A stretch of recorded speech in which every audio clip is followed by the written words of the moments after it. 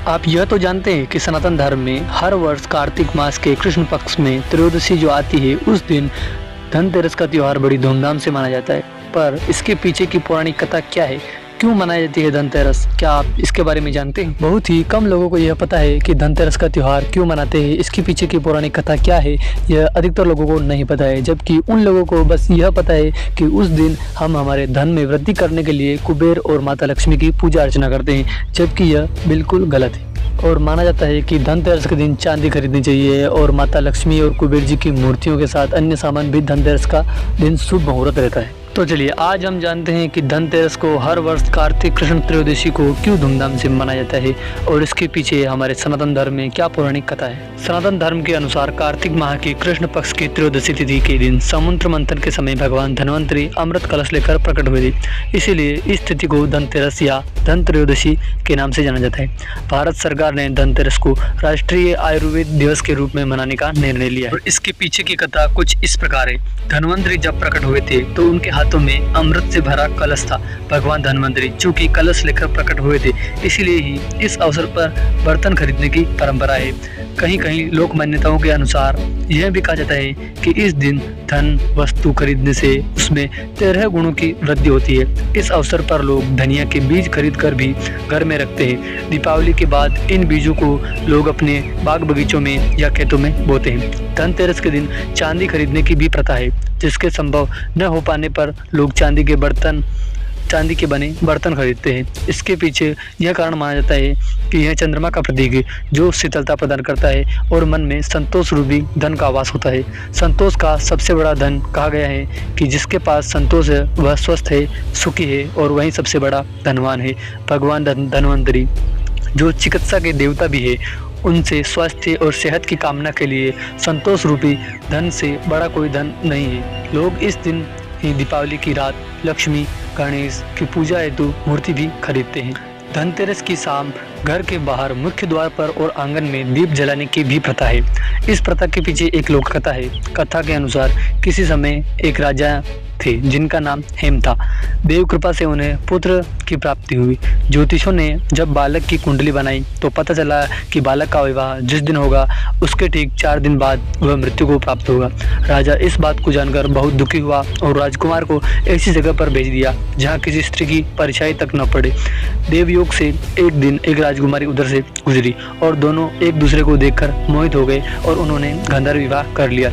विवाह के पश्चात विधि का विधान सामने आया और विवाह के 4 दिन बाद यमदूत उस राजकुमार के प्राण लेने आ पहुंचे। जब यमदूत राजकुमार के प्राण ले जा रहे थे उस वक्त नवविवाहिता उसकी पत्नी का विलाप सुनकर उनका हृदय भी द्रवित हो उठा, परंतु विधि के अनुसार उन्हें अपना कार्य करना पड़ा। यमराज को जब यमदूत कह रहे थे उसी समय उनमें से एक यम देवता से विनती की, हे यमराज, क्या कोई ऐसा उपाय है जिससे मनुष्य अकाल मृत्यु से मुक्त हो जाए। दूत के इस प्रकार अनुरोध करने से यम देवता बोले, हे दूत, अकाल मृत्यु तो कर्म की गति है, जिससे मुक्ति का एक आसान तरीका मैं तुम्हें बताता हूँ, तो सुनो। कार्तिक कृष्ण पक्ष की त्रयोदशी रात जो भी प्राणी मेरे नाम से पूजन करके दीपमाला दक्षिण की ओर भेंट करता है उसे अकाल मृत्यु का भय नहीं रहता। यही कारण है कि लोग इस दिन घर के बाहर दक्षिण दिशा की ओर दीप जलाकर रखते हैं। ये तो हो गई धनवंतरी से जुड़ी मान्यता, लेकिन धनतेरस के दिन माता लक्ष्मी की भी पूजा आराधना की जाती है। क्यों की जाती है चलिए बताता हूँ। आप भी धनतेरस के दिन दीप जलाकर भगवान धन्वंतरी की पूजा करें। भगवान धन्वंतरी से स्वास्थ्य बनाए रखने हेतु प्रार्थना करें। चांदी का कोई पात्र व लक्ष्मी गणेश अंकित सोने चांदी का सिक्का किया जाता है। दीपावली की रात भगवान श्री गणेश व देवी लक्ष्मी के लिए भोग चढ़ाया जाता है। कहा जाता है कि समुद्र मंथन के समय भगवान धन्वंतरी और माँ लक्ष्मी का जन्म हुआ था। यही कारण है कि धनतेरस को भगवान धन्वंतरी और माँ लक्ष्मी की पूजा की जाती है। धनतेरस दीपावली के 2 दिन पहले मनाया जाता है।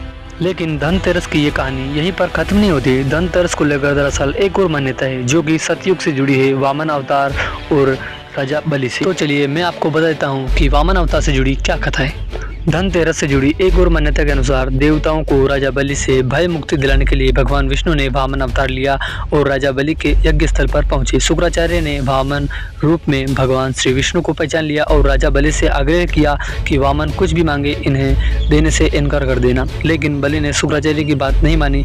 वामन अवतार भगवान द्वारा मांगी गई 3 पग भूमि दान करने के लिए कमंडल से जल लेकर संकल्प लेने लगे। बलि को दान करने से रोकने के लिए शुक्राचार्य राजा बलि के कमंडल में लघु रूप धारण करके प्रवेश कर गए। इसकी वजह से कमंडल में से जल निकलने का मार्ग बंद हो गया। वामन अवतार भगवान विष्णु शुक्राचार्य की चाल समझ गए। भगवान वामन ने अपने हाथ में रखे हुए कुशा को कमंडल में ऐसे रखा कि शुक्राचार्य की एक आंख फूट गई। शुक्राचार्य चटपटाकर कमंडल से बाहर निकले। बलि ने संकल्प लेकर 3 पग भूमि दान कर दी। इसके बाद भगवान वामन ने अपने एक पैर में संपूर्ण पृथ्वी को नाप लिया और दूसरे पैर में अंतरिक्ष को। तीसरा पग रखने के लिए कोई स्थान नहीं होने पर बलि ने अपने सर को वामन अवतार भगवान विष्णु के चरणों में रख दिया। बलिदान में अपना सब कुछ गंवा बैठा। इस तरह बलि के भय से देवताओं को मुक्ति मिली और बलि ने जो धन संपत्ति देवताओं से छीन ली थी उससे कई गुना धन संपत्ति देवताओं को मिल गई। इस उपलक्ष्य में भी धनतेरस का त्योहार मनाया जाता है। तो दोस्तों, आशा करता हूँ कि इस धनतेरस का त्योहार क्यों मनाते हैं यह आपको अच्छी तरह से समझ में आ गई होगी। और अगर किसी भाई बहन जो कि सनातन से रिलेटेड है उसको धनतेरस का त्यौहार क्यों मनाते हैं इसके बारे में नहीं पता है तो यह आपकी जिम्मेदारी बनती है सनातनी होने के कारण कि आपको उसे बताना चाहिए धनतेरस का त्यौहार क्यों मनाते हैं। और अगर आप नहीं बता सकते हो तो मेरा ये वीडियो उस तक पहुँचा सकते हो। इसीलिए इसी के साथ इस वीडियो को ज़्यादा से ज़्यादा शेयर करें। सब सनातनी के पास यह वीडियो जाना चाहिए। और हमारे सनातन धर्म से लेकर और जो जानकारी है देवी देवताओं से रिलेटेड और हमारे हिंदुस्तान के हिंदू वॉरियर जो हमारे हिंदुस्तान के महायोद्धा थे उनसे जुड़ी सारी कहानियाँ मैं मेरे चैनल के थ्रू आप तक पहुँचाने वाला हूँ। तो चैनल को भी सब्सक्राइब